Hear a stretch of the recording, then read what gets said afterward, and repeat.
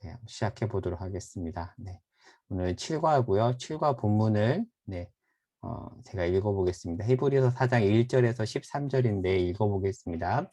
그러므로 우리는 두려워할지니 그의 안식에 들어갈 약속이 남아있을지라도 너희 중에는 혹 이르지 못할 자가 있을까 함이라. 그들과 같이 우리도 복음 전함을 받은 자이나 들은 바 그 말씀이 그들에게 유익하지 못한 것은 듣는 자가 믿음과 결부시키지 아니함이라.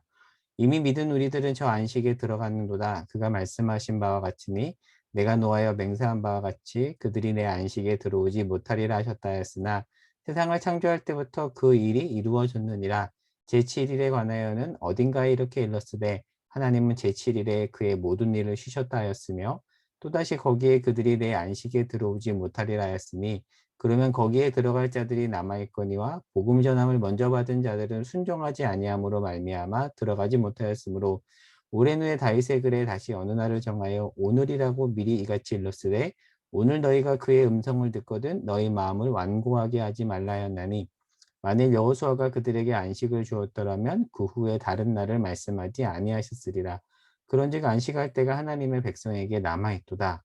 이미 그의 안식에 들어간 자는 하나님이 자기의 일을 쉬심과 같이 그도 자기의 일을 쉬느니라. 그러므로 우리가 저 안식에 들어가기를 힘쓸지니 이는 누구든지 저 순종하지 아니하는 본에 빠지지 않게 하려 함이라. 하나님의 말씀은 살아있고 활력이 있어 좌우의 날선 어떤 검보다도 예리하여 혼과 영과 및 관절과 골수를 찔러 쪼개기까지 하며 또 마음의 생각과 뜻을 판단하나니 지으신 것이 하나도 그 앞에 나타나지 않음이 없고 우리의 결산을 받으시리에 눈앞에 만물이 벌거벗은 것 같이 드러나느니라. 아멘. 좀 간략하게 배경을 좀 설명해 보겠습니다. 히브리서는 보통 신약 성경에서 가장 해석하기가 좀 어려운 책 중에 하나라고 말을 하기 때문에 배경을 좀 이렇게 살펴보도록 하겠습니다. 히브리서는 이 히브리라는 제목에서 알 수 있듯이 수신자는 유대인입니다. 근데 이 유대인들이 회심해서 그리스도인이 돼서 1차 수신자는 유대인이었다가 기독교로 회심한 유대 그리스도인이 바로 1차 청중입니다. 이들이 지금 살아가고 있는 무대는 로마입니다. 그래서 두 가지 포인트는 로마 시대 이 속을 살던 유대인 출신 그리스도인 이들이 수신자라는 좀 배경을 살펴보고요. 자, 이들이 어떤 상황에 처했는가? 이거는 마이클 리브스 교수님의 설명인데요. 로마는 오래된 것에는 조금 관용적이었지만 새로운 것에는 배타적인 그런 분위기가 있어서 이들이 볼 때 나름 오래된 종교라고 판단한 유대교회는 의외로 관용적인 정책을 펴니다. 물론 유대인들이 소요를 일으키면 제압하기는 해요. 대표적인 케이스가 이 브리스길라와 아굴라죠. 원래 본도에 살다가 한 황제가 그 유대인 소요 때문에 이들을 강제 이주시켜서 나중에 이 브리스길라와 아굴라가 고린도에 정착을 하죠. 그렇게 소요를 일으키면 제압하긴 했지만 대체적으로 유대인들에게는 관용적이었습니다. 그래서 유대인들은 회당에서도 조금 자유롭게 모였고 군대도 안 갔고요. 세금 면제권도 주어졌다고 해요. 하지만 이 로마가 볼 때 새로운 종교라고 판단한 기독교는 상대적으로 많이 핍박을 합니다. 그러니까 히브리서 수신자들은 예수 믿기 전에 유대인으로서 비교적 자유롭게 살았는데 예수를 믿자 가장 먼저 이제 로마의 핍박을 받기 시작을 했고 이런 어떤 혜택들도 다 사라졌겠죠. 그리고 동족 유대인들에게도 배신자 취급을 받으면서 어려움을 겪었습니다. 그러니 이들이 이제 어떤 생각이 들었을까요? 이들이 이런 생각이 들었겠죠. 자유로운 과거에 대한 그리움, 유대교로 돌아가고 싶은 유혹, 배교하고 싶은 유혹이 이들에게 들었을 것입니다. 너무 힘이 드니까 이런 유혹이 들었던 거죠. 이들에게 이 히브리서 기자는 아니다. 여러분 그러면 안 됩니다라고 이야기하는 책이 히브리서인데 오늘 본문 앞부분에 보면 전체적으로 이런 구조로 이루어져 있는데 앞부분에 예수는 천사보다 뛰어나다라는 얘기를 하는데 유대인들에게는 천사를 숭배하는 문화가 있었거든요. 그리고 예수보다는 천사가 훨씬 화려하게 보였던 겁니다. 왜냐하면 예수는 십자가에 못 박혀 죽어버렸잖아요. 하지만 천사는 그렇지 않죠. 그래서 이들은 예수보다 천사를 더 매력적으로 여기기 시작했는데 히브리서 기자는 아닙니다. 예수가 천사보다 더 뛰어나다는 얘기를 하고 그리고 구원을 등하지 여기지 마십시오.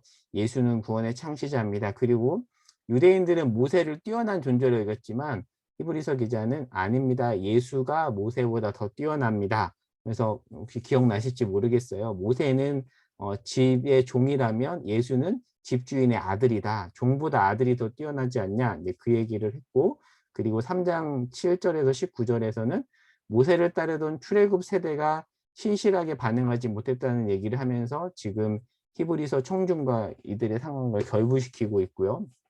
그리고 오늘 본문은 이 이야기를 이런 맥락에서 출애굽 세대를 반면교사 삼아서 하나님의 안식으로 들어오라는 이야기를 오늘 본문에서 하고 있습니다. 그래서 오늘 본문만 따로 좀 간단하게 한번 설명을 해볼게요. 4장 1절은 그러므로라는 접속사로 시작을 하는데 이 단어가 나오기 때문에 자연스럽게 3장과 연결이 되겠죠. 3장에서 가장 중요한 구절이 14절입니다. 14절에 보면 이런 말씀이 있습니다. 우리가 시작할 때 확신한 것을 끝까지 견고히 잡고 있으면 그리스도와 함께 참여한 자가 되리라. 확신한 것이라고 하니까 조금 와닿지 않는데 원문으로 보면 본질과 가깝습니다. 본질, 그러니까 가장 기본적인 것을 잘 잡아라 라는 그런 이야기이겠죠. 그래서 영어 성경은 이렇게 번역을 하고 있고요. 유대교에서 비교적 평탄하게 살고 있다가 예수를 믿고 어려움을 살던 이 청중들을 향해서 끝까지 본질을 붙잡고 믿음을 포기하지 말라고 하면서 어떻게 보면 그 믿음을 포기했던 출애굽 1세대, 그 1세대들은 광야에서 다 죽어버리잖아요. 2명 빼고. 그들을 반면교사 삼으라는 이야기를 하고 있고, 이 이야기는 3장 후반부에도 이어지고, 그렇게 이 내용을 받아서 4장 1절이 그러므로로 시작을 합니다. 그러면서 전체적으로 안식에 들어가길 힘쓰라라는 이야기를 하고 있는데 출애굽 1세대는 안식에 들어가지 못했다는 거죠. 왜 들어가지 못했는가? 순종하지 않았기 때문에. 그러면 우리는 어떻게 해야 되는가? 안식에 들어가기를 내가 여기서 약간 주어가 내 쪽에 있는 거죠. 내가 힘써야 된다. 라는 이제 권면을 하는데 근데 이 본문을 읽으면 이런 의문이 들 수 있습니다. 그 공과 공부에서도 잠깐 다루고 있지만 그러면 불순종하면 안식에 들어가지 못하나? 좀 더 나아가서 불순종하면 구원이 취소되는 건가? 그럼 출애굽 1세대는 천국에 못 간 건가? 뭐 이런 이제 질문이 들 수 있죠. 그런데 이 히브리서 3장과 4장에서 말하는 안식이라는 개념은 히브리서 기자가 시편 95편을 인용한 겁니다. 그래서 오늘 본문을 잘 이해하기 위해서는 먼저는 시편 95편을 봐야 됩니다. 왜냐하면 이 히브리서 기자가 시편 95편을 인용한 것이기 때문에. 근데 왜 히브리서 기자는 시편 95편을 인용했는가? 청중들은 유대인이었기 때문에 구약에 대한 이해가 우리보다 훨씬 깊었겠죠. 그래서 그렇게 시편을 인용해도 이 1차 청중들은 쉽게 알아들었을 겁니다. 근데 시편 95편에서도 안식에 들어오지 못한다라는 말씀이 있는데 이 말씀은 문자적으로는 여기서 말한 안식은 가나안 땅인데 그러나 시편 95편 배경에서 보면 시편 95편 상황에서 보면 이미 이 회중은 가나안 땅에 들어가 있는 자들이거든요. 그러니까 가나안 땅에 들어가 있는 사람한테 안식에 들어가지 못한다라고 말하니까 여기서 말하는 안식은 어떤 장소적인 개념이기보다는 현재 하나님의 임재를 누리며 동행하는 삶을 이야기한다라고 볼 수 있습니다. 그러니까 여기서 말하는 안식은 지금 고통 가운데 있지만 지금 하나님과 동행하는 삶을 이야기한다는 거죠. 그래서 이 안식은 어떤 미래적 개념이라기보다는 현재적 개념입니다. 그래서 안식에 들어가지 못한다는 것이 구원에서 제외됨을 의미하는 것은 아닙니다. 그러니까 신분의 구원은 취소되지 않잖아요. 신분의 구원은 취소되지 않습니다. 그래서 이제 7절에 보면 오늘이라는 단어를 반복합니다. 2번이나 반복하거든요. 오늘. 그러니까 어느 날을 정하여 오늘이라고 미리가 질렀을 때 오늘. 그러니까 왜 오늘을 강조하는가? 지금 핍박기이지만 미래가 아니라 먼 미래, 추상적인 먼 미래가 아니라 지금 고통스럽지만 지금 하나님과 안식을 누릴 수 있으니 지금 누리십시오. 그 얘기를 한다는 거죠. 읽어보겠습니다. 히브리서 기자는 안식에 들어가기를 힘쓰라고 얘기하는데 이것은 예수를 바라보며 살지 않으면 천국에 못 간다고 겁박하는 게 아니라 비록 현실은 어렵고 힘들지만 하나님과 동행하는 참된 안식의 맛을 지금 누릴 수 있으니까 여러분 그 누리는 싸움을 포기하지 말라는 차원에서 이 이야기를 하고 있는 거라는 거죠. 그러면서 후반부 12절, 13절에서는 결산할 때가 온다라는 이야기를 합니다. 반드시 결산할 때가 온다. 즉 믿음 없는 불순종을 하나님이 간과하지 않을 거라는 거죠. 물론 이건 겁박이 아닙니다. 아버지로서의 따뜻한 권면이죠. 그래서 여기서 특별히 이 말씀은 유명한 구절이죠. 잘 알고 있는 살아있고 활력이 있어 예리하며 찔러 쪼개기까지 하면서 판단할 것이니까 다 드러날 것이니까 여러분 잘해야 됩니다. 그렇게 아버지가 권면을 하고 있습니다. 그래서 이렇게 의역을 해보면 아들아 제발 순종해야 한단다. 그것이 살 길이다. 이렇게 겁박하는 게 아니라 사랑으로 권면하는 거죠. 이렇게 본문 배경을 살펴보았고요. 이제 오늘 공과 내용을 살펴보겠습니다. 첫 번째 단락 창조와 구원 부분인데 이제 구역 분과에 나오는 내용을 간략하게 기술해 봤습니다. 출애굽은 구원의 시작이고 가나안에 들어가는 것은 구원의 완성이죠. 그렇다면 가나안에 들어가지 못하고 광야에서 죽은 출애굽 1세대는 지옥에 가는가 이런 질문을 하는데 공과에서 이 질문은 중요하지 않다는 얘기를 하죠. 그래서 히브리서에서 안식에 들어간다는 것은 가나안에 들어간다는 건데 이것을 위해 너희가 순종해야 된다라는 이야기를 합니다. 그러니까 하나님이 다 하시는 것이지만 그러니까 출애굽하는 것은 하나님이 다 하시는 거지만 가나안에 들어가는 것만큼은 하나님이 우리에게 맡겼다라는 이야기를 반복해서 이야기하고 있죠. 출애굽 1세대는 하나님의 은혜로 출애굽하여서 구원을 얻었지만 안식의 자리에는 들어가지 못했죠. 왜? 불순종 때문이다. 그렇다면 구원이 불완전한 상태로 이루어질 수 있는가? 아니다. 안식은 취소되지 못한다. 너희가 그것을 완성하기 위해서 애써야 된다. 하나님이 결국 완성하실 것이다. 이런 내용으로 이렇게 전개가 됩니다. 73페이지에 있는 문장을 제가 그대로 옮겨왔는데 한번 쭉 읽어보겠습니다. 구원을 이루시는 일에 하나님이 모세를 세우시고 10가지 재앙으로 바로를 꺾으시고 홍해를 가르시고 반석을 깨트려 물을 내시고 이스라엘 백성에게 만나 메추라기를 먹이시며 구름 기둥과 불 기둥으로 인도하셨습니다. 하나님이 다 하셨습니다. 그런데 가나안에 들어가는 일만은 백성들의 선택에 맡기셨습니다. 이렇게 자주 잘 요약해서 설명을 하고 있죠. 그러니까 하나님이 다 이루시고 안식하셨다. 그러나 출애굽 1세대는 불순종함으로 안식을 누리지 못했다라는 거죠. 근데 이것을 누리기 위해서는 우리 쪽에서 순종과 책임이 필요하다. 그것만큼은 우리에게 맡겨두었다라고 이야기하고 있습니다. 설명 부분입니다. 우리가 불순종한다고 구원이 취소되는 건 아니지만 하나님은 구원의 완성을 위해 우리에게 순종을 요구하신다. 즉 순종하지 않으면 구원이 취소되는 것이 아니라 신자로서 명예롭지 못한 거라는 거죠. 근데 우리가 명예롭게 살아야 된다 뭐 이런 얘기 박 목사님 설교 시간에 많이 하시잖아요. 두 번째 단락입니다. 순종과 구원의 목적. 신자의 인생에서 반드시 겪게 되는 과정은 무엇인가? 구원은 받았지만 안식에 이르지 못하는 현실이 우리의 실제 현실이라는 거죠. 실존이라는 거죠. 근데 하나님은 우리가 안식을 얻도록 고난을 허락하셨다. 참 어떻게 보면 아이러니합니다. 안식을 얻기 위해서 또 고난 없이 그냥 안식을 누렸으면 좋겠는데 하나님은 고난을 통해서 안식을 얻도록 하신다는 거죠. 그러니까 우리가 고난 가운데 안식을 얻으려면 순종하며 책임지는 삶을 살아야 된다라고 이야기하고 있습니다. 그래서 75페이지에 있는 문장을 이렇게 읽어보겠습니다.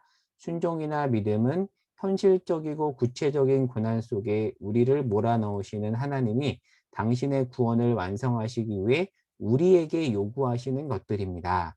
하나님이 이스라엘 백성을 애굽에서 꺼낸 다음 가나안으로 들어가는 일에 그들의 결단이나 책임을 요구하시는 이유가 무엇일까요? 왜 하나님은 바로를 깨고 홍해를 갈라 이스라엘 백성을 강권했던 방법으로 그들을 가나안에 집어넣지 않으셨을까요? 가나안은 다만 지리적 목적지가 아니라 실력을 갖추어야 이룰 수 있는 곳이기 때문입니다. 구원의 목적은 우리 자신입니다. 이 일을 이루기 위하여 하나님은 우리의 수많은 시행착오를 기다려 주십니다. 라고 이야기하고 있습니다. 마지막 세 번째 단락, 순종으로의 초대. 성경은 예수님도 순종했다라고 이렇게 말을 합니다. 그래서 히브리서 5장 8절에 가면 예수님은 아들이죠. 아들이면서도 동일 본질인 아들인데도 고난으로 순종함을 배워서 온전하게 되셨다. 그렇다면 우리 역시 고난 속에서 순종함을 배워서 온전함으로 가야 되지 않겠는가라고 마지막 부분에서 권면하고 있습니다. 그 길은 모세도 같고 요셉도 같다. 그 길은 모두를 구원한 최고의 시간이었다. 그래서 하나님은 우리에게 순종을 요구하신다. 그런데 이 순종은 구호나 명분이나 수단이 아니다. 우리와 이심전심이신 하나님이 사랑과 창조와 부활의 자리로, 아니 사랑하는 아들을 통해 부른 이 자리로 오라고 하시는 초대이다라고 이렇게 본과 내용이 끝을 맺습니다. 함께 읽기 78페이지를 그대로 옮겨와 봤는데요. 이게 마지막 부분이에요. 그냥 음소거 되긴 했지만 78페이지에는 이 여기서부터 끝까지 같이 읽어보겠습니다. 책임이란 우리 편에서는 방법이고 수단이지만 하나님 편에서는 우리를 향해 가지신 목적입니다. 그러나 자신을 돌아보십시오. 우리는 히브리서 3장과 4장에 걸쳐 내내 불순종에 관한 경고를 듣는 중입니다. 우리는 히브리서 3장과 4장에 걸쳐 내내 네, 아이고, 제가 문장을 2번 썼네요. 자, 하나님이 우리를 향하여 가지신 진정성이 느껴지십니까? 우리가 겪는 고난 속에서 하나님이 무엇을 만들고자 하시는지 짐작됩니까? 하나님은 홀로 다 하실 수 있는 분이지만 그렇다고 우리를 조종하거나 강제로 굴복시키려 하지 않으십니다. 내가 너희를 사랑하고 너에게 순종한 것처럼 너희도 나에게 마음을 다오. 우리 같이 가보자. 될 때까지 가자. 너희 잘못으로 끝나게 두지 않겠다. 나는 너희 하나님이고 너희는 내 사랑하는 자녀다. 내가 어찌 너희를 포기하겠느냐? 나는 너희와 타협할 수 없다. 체념하거나 외면할 수도 없다. 이런 하나님의 초청이 들립니까? 고난에 찬 인생을 하나님의 목적을 이루어내는 기회를 여기고 매일 하루만큼씩 커가기를 바랍니다. 이렇게 끝을 맺습니다. 그래서 요거는 제가 그냥 이렇게 정리를 해본 겁니다. 정리해 볼게요. 히브리서 수신자들은 예수를 믿고 나서 고난에 처했죠. 그래서 다 포기하고 싶었습니다. 어떤 이런 혜택들도 다 박탈되고 여러 가지 어려움을 겪고 예전에 동료였던 사람들의 외면을 받은 이들을 향해서 히브리서 기자는 더 넓게 바라봐라. 지금 고난에 집중하지 말고 넓게 바라봐라. 그 속에서 순종해라. 그랬을 때 하나님의 영광된 자리로 만들어 갈 거다. 이 얘기를 하고 있는 거죠. 근데 제가 이거 하나 덧붙였어요. 여기서 하나 더 이야기하고 싶었던 건 뭐냐면 히브리서 기자는 이 얘기를 각 개인에게 말하는 것이 아니라 공동체에게 하고 있다는 것을 조금 유념해야 될 것 같습니다. 그러니까 너무 힘든 어떤 개인에게 잘 버텨라고 말하지 않고 공동체원들에게 함께 견디라고 말한다는 거죠. 그래서 3장 13절에 가면 이런 구절이 있거든요. 매일 피차 권면해라 라고 말하고 있습니다. 그리고 4장에 보면 너 나는 란 주어는 없고요. 모두 우리 너희란 단어밖에 없습니다. 그러니까 이 구절과 연결을 해본다면 고난의 현실에서 혼자라면 지쳐 떨어질 수 있지만 매일 함께 격려해주는 공동체가 있다면 견딜 수 있다는 것을 알 수 있습니다. 그래서 구역과 교회 공동체는 그래서 고난에 찬 인생을 살아가는 신자에게 굉장히 중요한 것 같습니다. 그래서 우리 공동체는 지쳐 떨어진 이들을 말씀으로 매일 피차 권면해주고 있는가. 순종도 얘기해야 되지만 이것도 이제 같이 얘기를 한다면 좀 이런 얘기를 할 수 있겠죠. 이렇게 한번 정리를 해봤고요. 그래서 질문과 나눔 그대로 적어 옮겨 봤습니다. 책임은 구원받는 뭐뭐가 아니고 구원의 뭐뭐입니다. 이것과 세 번째 질문이 있고 이렇게 나눈 질문이 있는데 각각 따로따로 나누지 말고 제가 이제 이렇게 정리를 해봤어요. 그래서 오늘 이제 다 이거 마치고 나서 제가 나눈 내용 마치고 나서 음소거 풀고 이 질문에 대해서 답을 해도 좋고요. 그리고 아니면 오늘 공과 내용을 통해서 뭐 배운 점이나 아니면 새롭게 깨달은 점 더불어서 뭐 이렇게 기도 제목이 있으면 같이 나누고 나눔 끝나고 나서 이렇게 주기도문 하고 이제 마치면 좋을 것 같은데요. 제가 정리한 내용은 여기까지 하고 그러면 음소거 풀고 같이 나눔 시간을 갖도록 하겠습니다.